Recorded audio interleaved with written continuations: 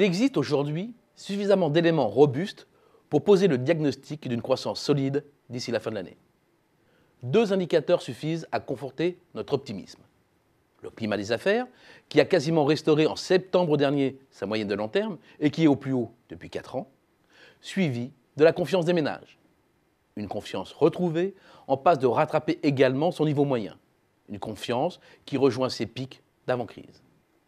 Comme les indicateurs avancés sur la conjoncture à venir pointent dans la même direction, cela préfigure d'un bon second semestre, plus 0,7% selon notre scénario Axerfi.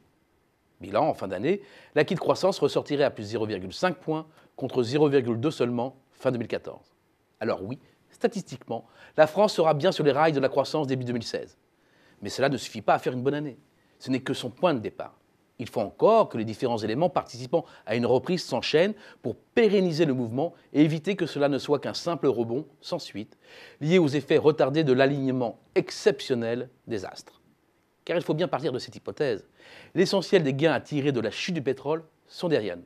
Et les taux d'intérêt ne peuvent plus baisser ou marginalement. Il reste certes encore un peu de place pour un quantitative easing plus musclé et une baisse de l'euro face au dollar, mais les retombées seront limitées par la dégradation persistante du contexte extérieur à la zone euro. Autrement dit, la reprise doit maintenant trouver de véritables relais pérennes du côté de la demande domestique et du commerce intra-régional.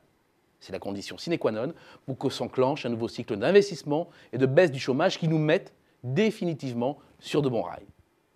Plusieurs éléments vont d'ores et déjà dans le bon sens. J'en vois 4 principaux. Chronologiquement, le premier, c'est la consommation des ménages. Elle s'est réanimée à la faveur des gains de pouvoir d'achat libérés par la baisse des prix des carburants.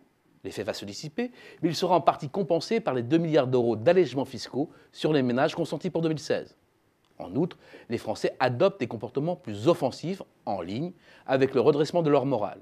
Ils n'hésitent plus à se tourner vers le crédit à la consommation, comme le montrent les données de la Banque de France, qui sont à un sommet depuis 5 ans. C'est bon pour les commerçants et leurs fournisseurs. Second élément, la demande publique ne fera pas faux bond, ne serait-ce que parce que l'on rentre en période préélectorale, toujours propice à un certain relâchement des dépenses. La tentation sera d'autant plus grande cette fois-ci que le déficit public est moins élevé que prévu. Troisième élément, la relance de la construction et de tout son écosystème qui va de la filière des matériaux de construction en passant par les cabinets d'études et d'ingénierie jusqu'à l'intérim.